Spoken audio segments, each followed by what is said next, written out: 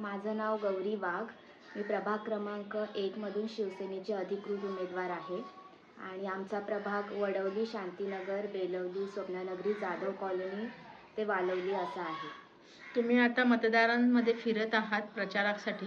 तुम्हाला साधारणतः तुमच्या प्रभागामधल्या काय समस्या जाणवल्या, तशाच मतदारांनी तुम्हाला काय समस्या सांगितल्या? मतदारांनी तर म्हणजे प्रभागाच्या विकासासाठी काम करावं किंवा गावातले लाईट असेल, रस्ते असतील किंवा पाण्याचा प्रॉब्लेम असेल तो सॉल्व करावा.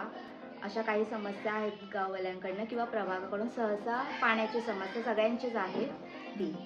पुढचं विजन काय असणार आहे?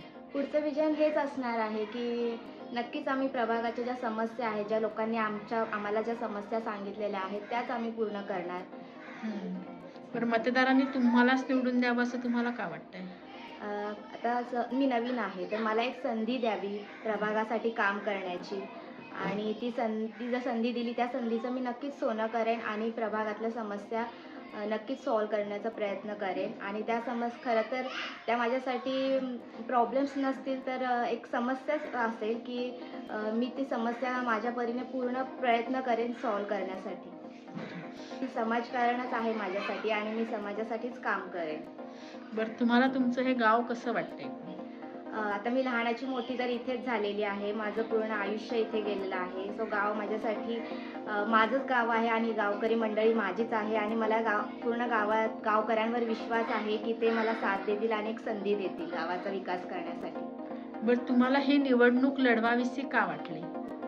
मला निश्चितच निवडणूक लढवावीशी वाटली कारण मला गावाच्या विकासासाठी काम करायचं आहे आणि पूर्ण प्रभागाच्या विकासासाठी काम करायचं आहे आणि काय ज्या नवीन त्यांच्या समस्या असतील त्या पूर्ण त्या समस्यांचं निर्मूलन करायचं आहे.